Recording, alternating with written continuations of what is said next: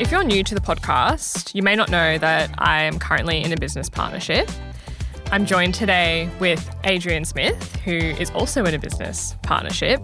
And today we're going to discuss whether business partnerships are the right option, or if you're a solopreneur, what are the pros and cons of both kind of structures, whether that's finding a good business partner or looking at structures and things like equity and whatnot. We're going to go through pros and cons of each. And if you're at a bit of a crossroads as to you're not quite sure whether to partner up with someone and buddy up in this business idea that you have, or if you're better off to go solo, I hope that this episode can provide a little bit of guidance. So, Adrian. Hello, friend. Hello. We're back. Shall we get into it? Let's do it.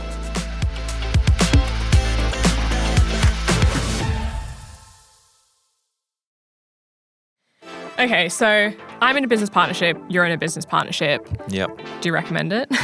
Highly recommend. What's your review? Yeah, there's pros and cons. Mm-hmm. Yeah. How did you get into partnership with your current business partner? I was consulting to the business to help them with their sales process, and then I knew he's still the majority business owner. Yep. I knew him before even that, just through social circles. Started consulting to them, and then eventually I came on as an employee 2 days a week just to help them with their sales, and then it expanded to the point where then I bought in. Yep. And there's been an increase in equity over time as we've hit in certain things, but still as technically the minority. Okay. So it sounds like a similar situation to me. I was the same. Came on board as an employee, and the business was growing very quickly, and my business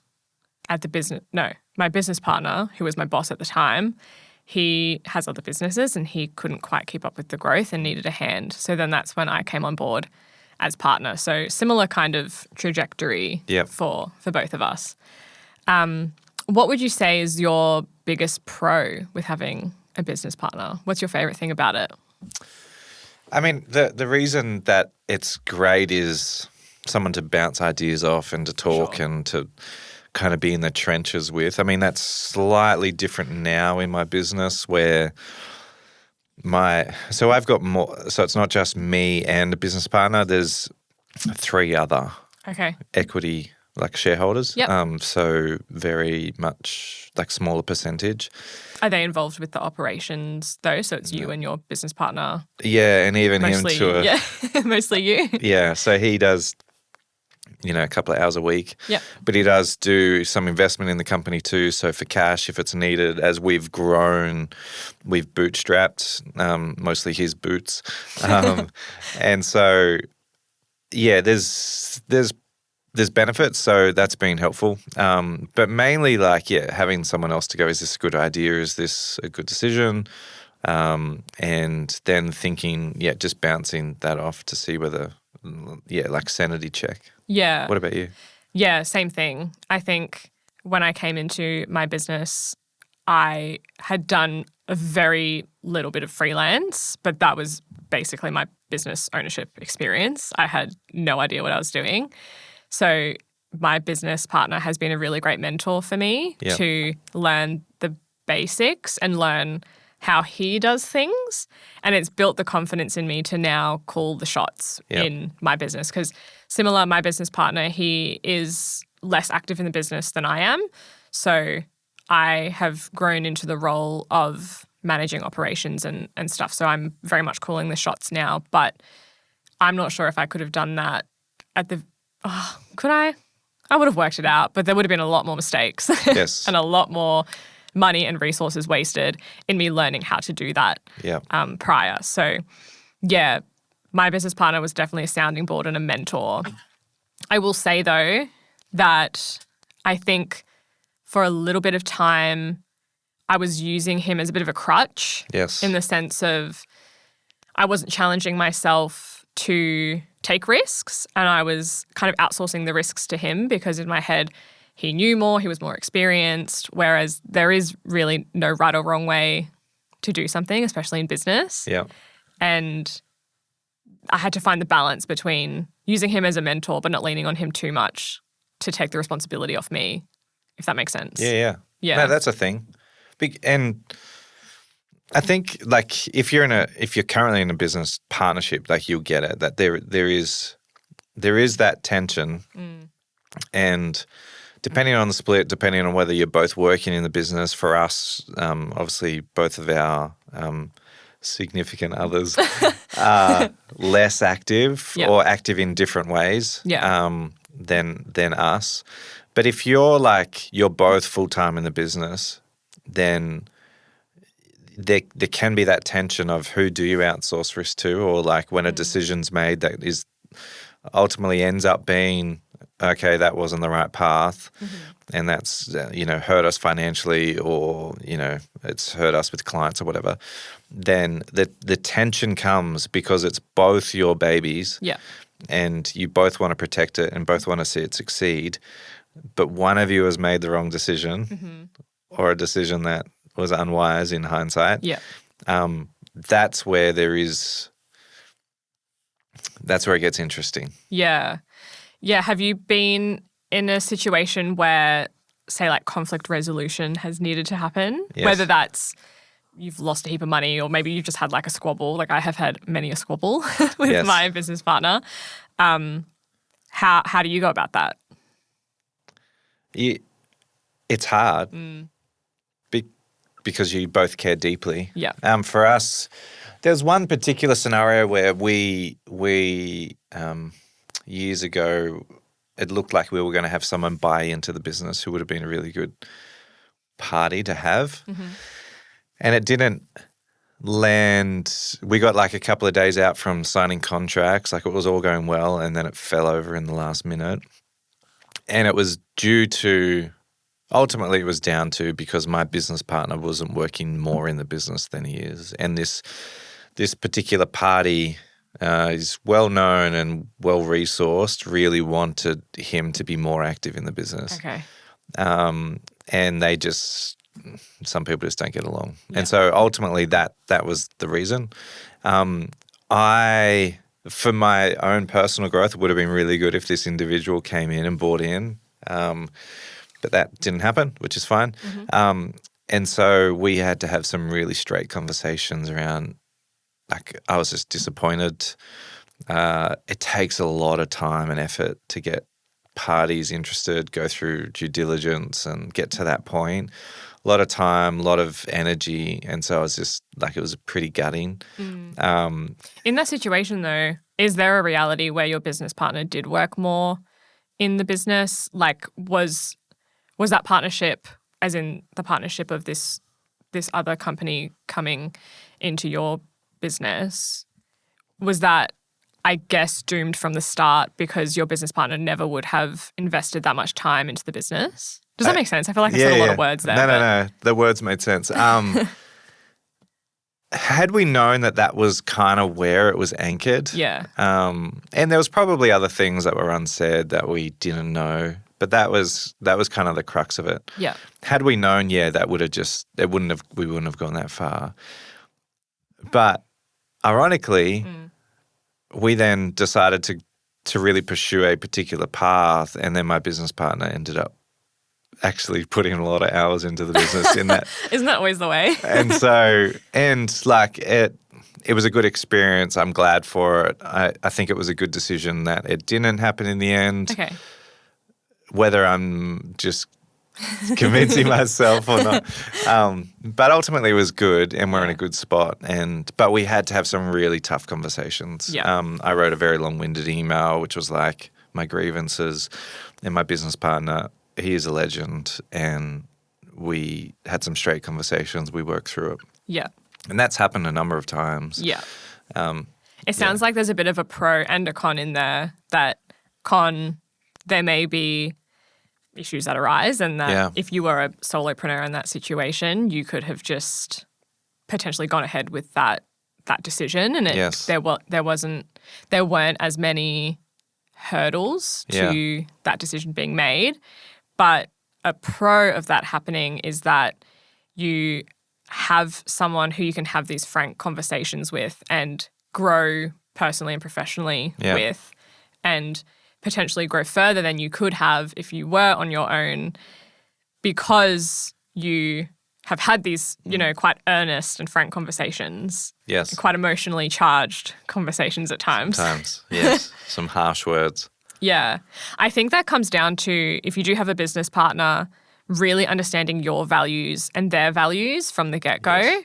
Because if there's a misalignment in values, that will come to the forefront eventually, Yes. time and time again. And you need to be really in alignment with your business partner on where you're taking this business and where you want it to go, which I think has been a big pro with myself and my business partner, is that thankfully, because I kind of came into business ownership like ripped off the training wheels, just like learning as I go. I didn't really know what my values were, and I feel really lucky that we've pretty much landed in the same spot with me and my business partner. So that has worked out well. But I can imagine that might not work out with all people. Yes. So really getting strict with your values and your alignment ahead of going into partnership with someone is really important. Yeah. And I think constant check-ins is key. Like, are we still on the same track?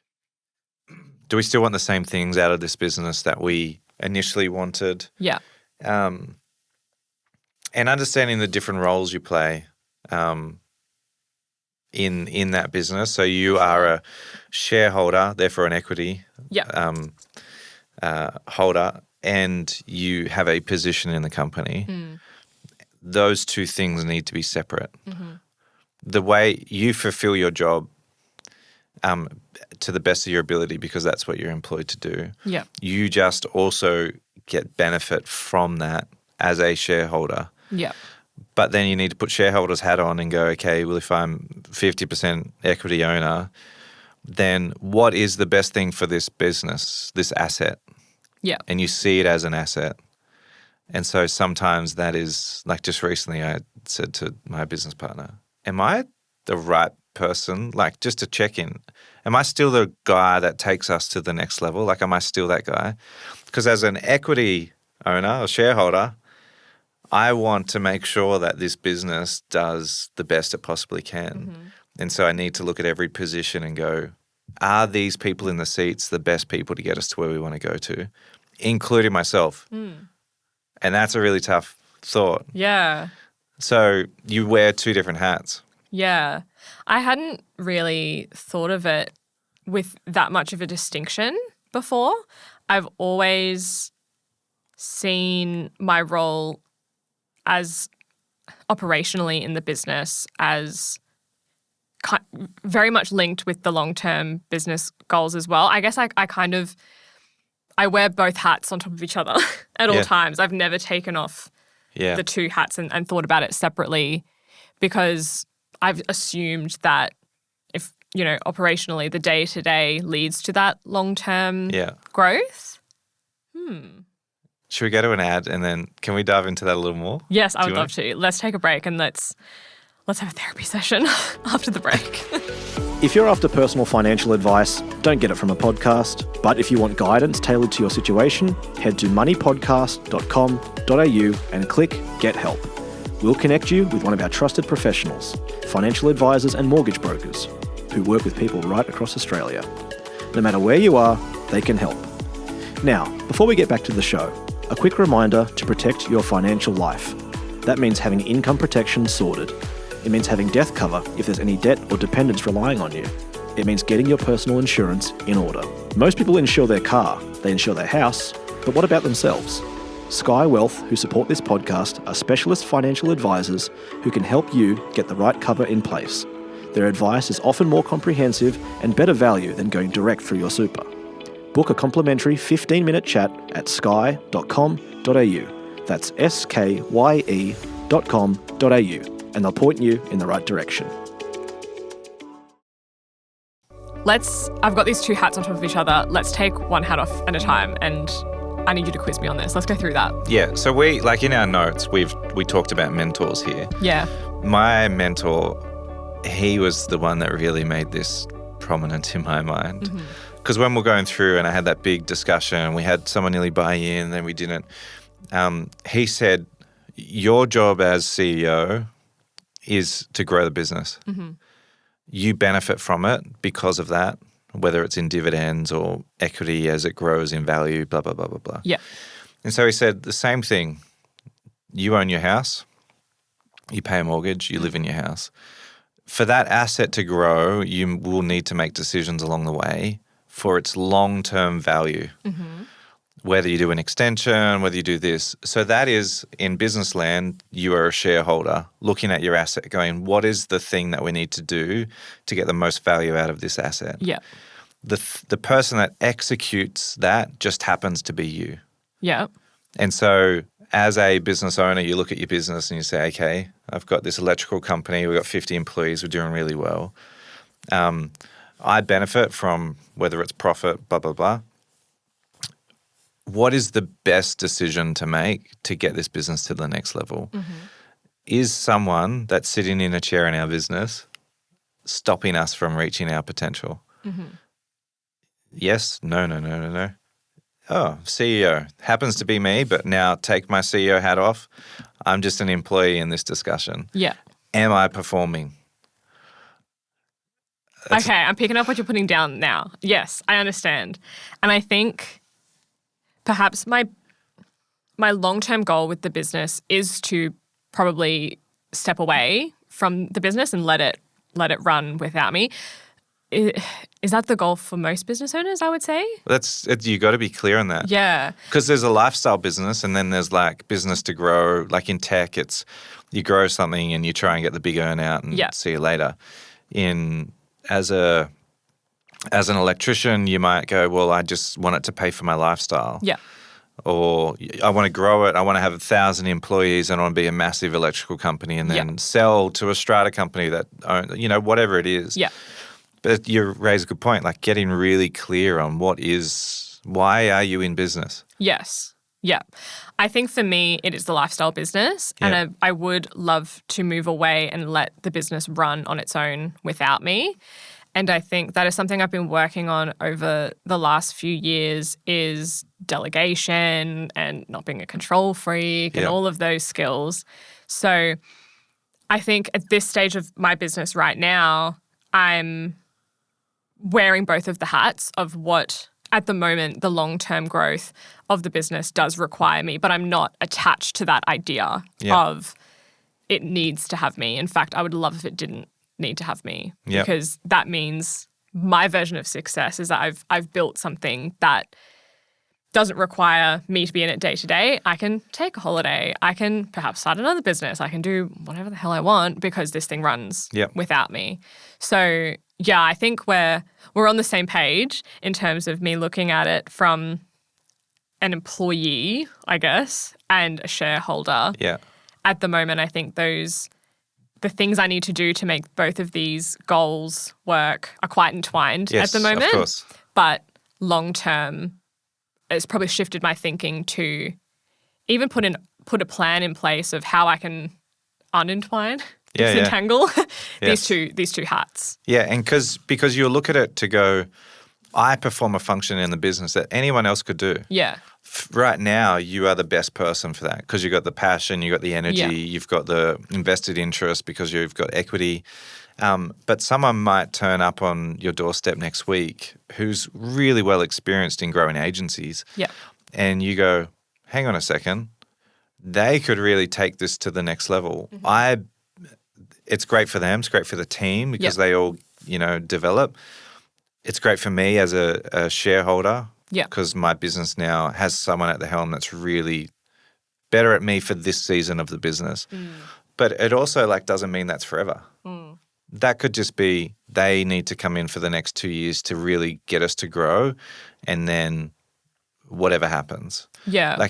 Nothing is forever in business. Yes. And as a business owner, you go, okay, what is right now? And so right now, your hats are on top and they're entwined. 5 years down the track, you'll say, okay, we're in a good spot. I'll employ a general manager or a CEO. I can step away. I can just handle major contracts and that's 10 hours a week.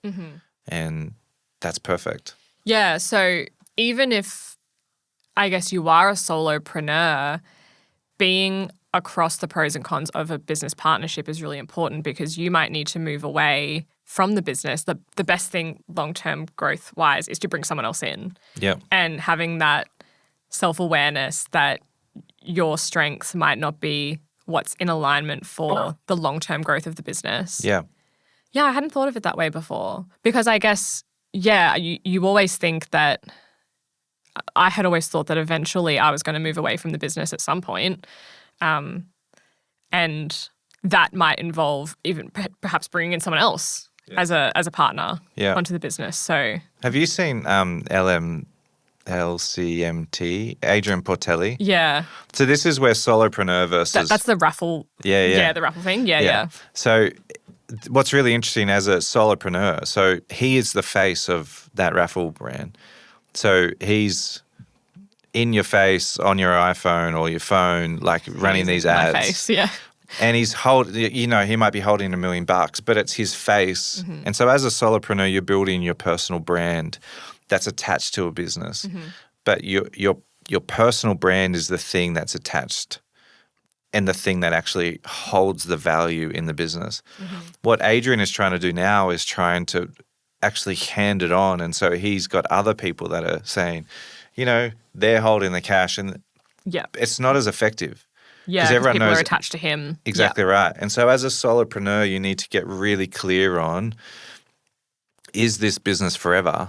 And how do I actually change my business structure down the line when I want to go on holidays, but it requires me to, record Facebook ads to keep this thing going? Yeah. And there's a guy on LinkedIn, Justin Welsh. He is brilliant at this. He was in high corporate gigs, moved into a solopreneur, and he does like $4 million a year or something as a solopreneur. Writes like courses and things like this. Definitely one to look out for as a solopreneur. And his big thing is like, this is the life now, because I can do what I want when I want, and the business is a part of my life. It is not all of my life. Yeah. And so he structured it really well, and that's the goal forever. Yeah. He'll forever function in that. So how has he structured that so that he is able to move away and it doesn't just rest on him? That because it sounds like he set it up in the same way that the LMCT, Adrian, and he's having trouble moving away from his personal brand. So how has that differed? Justin's not trying. Okay. And so as a solopreneur, he's like, it's my brand, my company. Yeah, okay, so it's not his face per se attached to the brand. Yeah. Okay. And so he's still like, it's justinwelsh.com or something like that. Okay. And so, but he's not, his asset is, this is me forever. He does courses and he does, so there's like forever on, like funnels and things like that actually pay. But for Adrian, I think they've got to buy a $500,000 asset and then raffle it off. And he has been the driver of that. Yeah. And it doesn't hold the same gravitas to have someone else that's not his face doing it. So you just have to be clear. If I want to step away from this business down the track, how am I going to do that if I build it as a solopreneur business? Yeah. And if you're not keen on being the face of your business forever, I guess there are ways to go around it where you can still be a solopreneur, but it could be an option to have a partner that shares that, I don't want to call it a burden, but shares that responsibility of being the face of the business. But then there comes with the other things that come with, having a partner like a marriage with values and disagreements and whatnot. So, yeah, that's a good point. I hadn't thought of having a pro of a brand, a business partnership, as sharing the face of the business. Yeah. Yeah, that's a good point. Have you ever considered being a solopreneur? Have you All the time. Yeah. We love you, our business partners. It's like the grass is always greener to go, I'm going to go start my own thing and do my own thing. And what do you see as the pros of solopreneurship? Just that freedom. Like I don't need to check in with anyone. Yeah. Even though How Yeah. often are you checking in with your business partner? We do a meeting every week for like hour and a half every Wednesday night. He's in London, so 9 p.m. every Wednesday night we do a meeting. And I do like those rhythms. I've gone through this many times, and I've had friends being like, you know, when things have been really tough, okay, is this the business for me? And like being very transparent. Is this a business for me? Do I do something else or whatever? And like I've always come back to no, I still have a passion for it. I still have an energy for it. I still see something in the future for it. So until that dies, I'm not going to entertain it. But definitely on a dark day, you like stuff it. Yeah. I don't want staff. I'm just going to do my own thing. I'm going to, you know, the thing at the moment, create a course and just forever sell it and make heaps of money and never have to worry about it. And do you think that being in a partnership helps you to, I guess, be talked off that ledge a little bit? Or Yeah, because you got to think about someone else. yeah. And so, and I've got team, like there's heaps of us now that I have to think about, and like they're attracted, my business partner doesn't work in the business, and so I'm the one that's hiring and firing, and I'm the one that thinks about, do we have enough cash flow to pay their wages, and so there is a lot more to it. Like you can't just. Yeah, I agree. That's something. It's like being married with kids now. Yes. Like, Yeah. it makes it more complex. Yeah, 100%. I think my personality type is quite flighty as well, and that prior to being self-employed, the moment I was in a role that I didn't enjoy anymore, I felt like I'd hit a roof or whatever, I would be on to the next opportunity. And I think being in a business partnership really helps me stay grounded. Yeah. Because I can imagine as a solopreneur that I might just start 100 businesses and never get any of them off the ground. Yes. Because I can often fall into shiny object syndrome. And I know for a fact that my business partner has the same thing. So we keep each other grounded and committed to what we're working on. Yeah. And that's where, as a solopreneur, you can just go down a bunch of rabbit holes that lead nowhere. And so my business partner is very different to me. He's an engineer, very analytical, and I learn a heap from just having discussions with him. Yeah. And like I've learned a heap. And so I think regardless of the business and regardless of my own personal development as a solopreneur, I would need to go and get that elsewhere with a mentor, a business coach, probably multiples, because you can't rely on just one person for things. And I still have a business mentor, and I still have a business community that I'm a part of, and a business partner. And so as a solopreneur, the last thing you want to do is just be so blinded, to reality, like this is not working. Stop. Like you see it all the time on Shark Tank where they're like, I've invested $3 million into this idea, and the sharks are like, it's Why? a really shit idea. Like, what are you doing?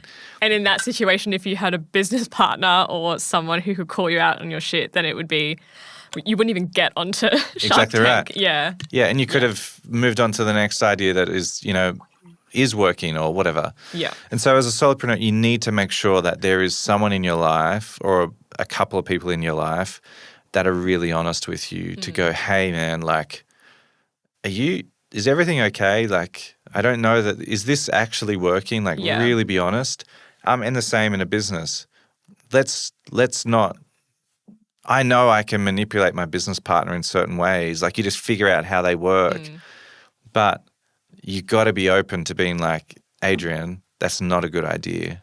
Yeah, definitely don't get into business partnership with someone who is similar to yourself. No, that'll just say yes. Or Yeah. You need to find someone who complements your weaknesses with their strengths. Yep.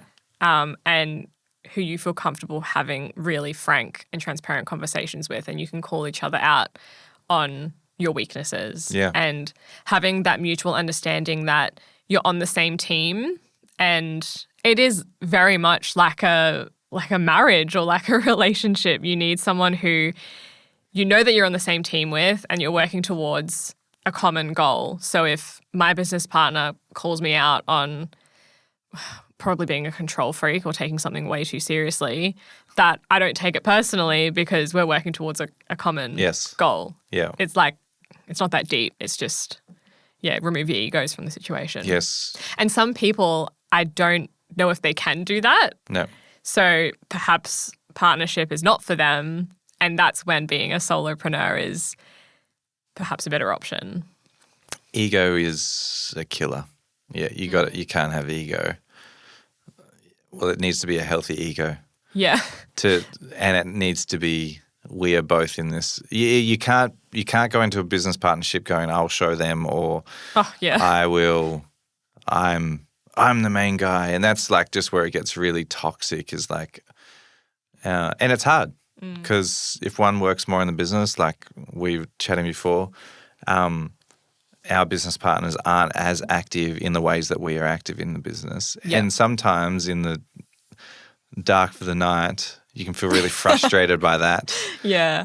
And you can go, hang on, well, no, they just are different and they play a different role in the business than what we play. Yeah. And that's okay. And more often than not, not if, you get frustrated with your business partner for something that's going on, like a perceived lack of some sort of skill set, like they're not doing this or they're not doing that. That's not a them issue. It probably identifies a hole in your business of a skill set that you need to hire or you need to outsource or just get better. Yeah, definitely less about your personal skill sets. It's always like looking at things objectively and there's a hole that needs to be fixed or patched up or something. Do you think in a business partnership that there needs to be a boss or someone who wears the quote-unquote pants of the business? Or do you think there is a reality where it's completely 50-50 and you can all make decisions in complete agreement? No. I think there needs to be someone that leads. And I don't know the answer to this question because we're both in situations where we run our businesses per se, so we are making those calls. Perhaps there is partnerships out there that are in 50-50 complete agreements, but I don't know the answer myself. I think you both have to be very clear on what you are accountable for and what is your lane, and invite the other into your lane if you need like help. So one is more creative, like you're more operational, if one's more creative and one is more the sales and the operations. Yeah. Where is the line and where do you go, okay, if you cross this line, that's where I feel like it's personal and not business. Yeah. And be very clear on what you're both doing for the common goal. There's probably time, and there'll be decisions that are 50-50. That's a no-brainer. Let's move on. But then there'll come times where you go, I'm really passionate about yes on this, and someone's really passionate about no. That's where it gets sticky. Yeah. And you have to come to an enthusiastic compromise. Enthusiastic compromise? Yes. What's the difference between that and just a normal compromise? Enthusiastic compromise is saying, regardless of how I feel, it's in the best interest of the business that we make a decision and move forward. And so I will lay down my shield on this one. Yeah. This is not the hill I die on. And not begrudgingly, but enthusiastically say, let's do it. Yeah. That's a really nice way of saying pick your battles. Yes. Yeah. And back in your business partner too to go, I don't agree, but I trust that you're really passionate about this. I trust you and let's do it. Yeah. But it also comes with if it does not work, there's no I told you so. There's okay, what is the next best step for us in the business to get the best outcome? And you might go, hey, I was passionate last time. You take the lead on this one. Yeah. And enthusiastic agreement to say we are going this path. Yeah. Yeah. I have had that exact conversation a few times with my business partner, whether I have been so gung-ho about something that hasn't worked and I need to put my tail between my legs and be like, that didn't work. Like you need to take the reins on this one, or vice versa. Yes. And again, you both have the same goal in mind, and it's not a big deal. There's no egos involved. It's this happened. What's the next move? What's the next best move? Yeah. So to recap, I think if you're unsure about whether to go into business partnership or to do it on your own, it really depends on your personality type and if you're open to being called out on your shit, if you're open to sharing the wins and the losses with a business partner, if you can find a partner that really aligns with your values and that has the same goal, long-term goal, and short-term, but most importantly, long-term goal for the business. Did I forget anything? What else is there? Yep, that's pretty good. Yeah. There's no right or wrong, I think, when it comes to partnership or solopreneur, and it's a very personal decision that you need to make. And I think if you are considering a partnership, really making sure that you're going into partnership with the right person. Yes. Because like dating, not that I've dated for a very long time, but there are a lot more frogs than there are princes. It's very good. So take that decision. Don't take that decision lightly. Yes. And make sure that you are really aligned with your partner if Yes. you do choose to go into partnership. Yep. Good luck, people. Yes. Good luck. And if you have business partnership success stories, or maybe, what's the opposite of a success story? Nightmare? Horror. Horror stories, yes. I would love to hear them on the Facebook group because we are always looking for your stories to tell and to recap and provide insight on. So, yeah, please let us know. I would love to hear. Thank you, Adrian, for being transparent about your partnership. Pleasure. And we'll have many more therapy sessions in the future. Yes.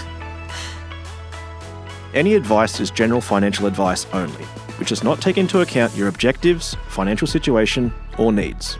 Because of that, you should consider if the advice is appropriate to you and your needs before acting on the information. If you do choose to buy a financial product, read the Product Disclosure Statement, PDS, and Target Market Determination, TMD, and obtain appropriate financial advice tailored to your needs. Simo Interactive Pty Ltd, the publisher of this podcast, and Glenn James are authorised representatives of Money Sherpa Pty Ltd, which holds financial services license 451289. Opinions or comments from any guests on the podcast are theirs and not those of the host or the publisher or their respective license holders.